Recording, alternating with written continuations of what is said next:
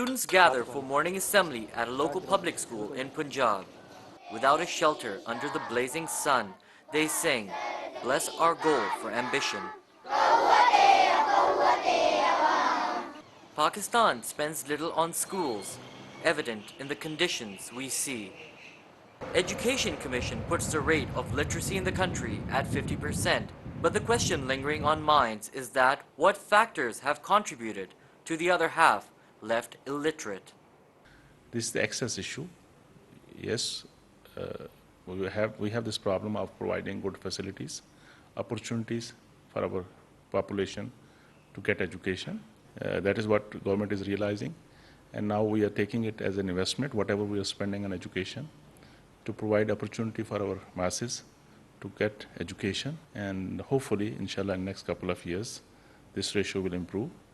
This claim, rebuffed by independent survey organizations, put the literacy at 26%, which include those who can go a little further than a signature. And if the literacy definition is that a person who can sign a document, yes, I'm prepared to say that 50% of Pakistan's population is literate. There is a big debate going on in Pakistan as to what literacy is. That is why you have these contradiction in figures. What you really need to look into is this 50% literacy rate, is it what? That is the question that really has to be answered by the government. Far worse are the rural areas where only an estimate 5% are educated, the lowest in the world, and the government's allocated education budget is much lower. Around 2% of our GDP we are spending on education. That is not good news, but the good news is that they are going to increase to 4% in next 2 years, and this is the requirement, and we have to do it if we want to really give access to knowledge.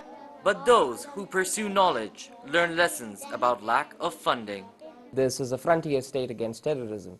So there is a lot of aid pouring in, and we do suggest to the government that that money can be diverted to education. The lesson being taught here now is Islamiyat. Behind me, students are learning science, and right across in this room, English.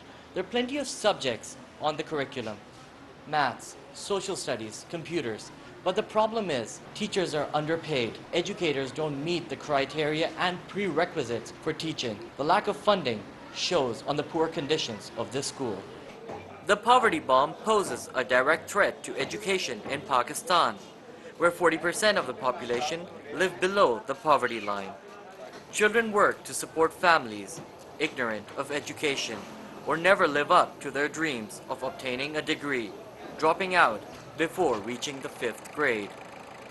Most of these pupils won't finish their studies, but Amjad is determined to keep on. He wants to be a doctor.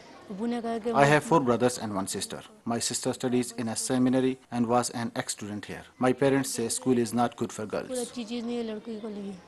Raja wants to be a cricketer, but there's no physical education teacher, neither a playing field in the school.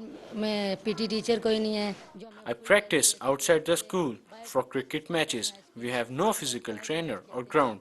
It's very frustrating. Very few can afford the luxury of expensive private schools. This condition leaves the vast majority deprived of decent education. So, in such conditions, role and support of government becomes inevitable. But as experts say, it is continuously paying deaf ears to such demands. Here, there is a kind of education which is fast gaining momentum: madrasas or Islamic schools. Young minds can be indoctrinated to serve the Taliban cause.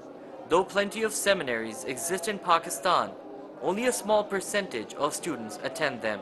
But this has led to a major concern in the country, as their educational directives, some believe, have unconstructive effects on the society. Islamic education is the pinnacle of all education, and if the government meddles in our seminary affairs or makes reforms here, we will not be forthcoming.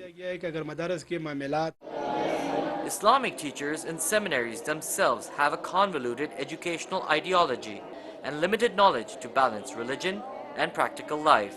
Pakistan's future, as many here believe, depends on how educating the masses. In Rawalpindi, Punjab, Sib Kafi, Press TV.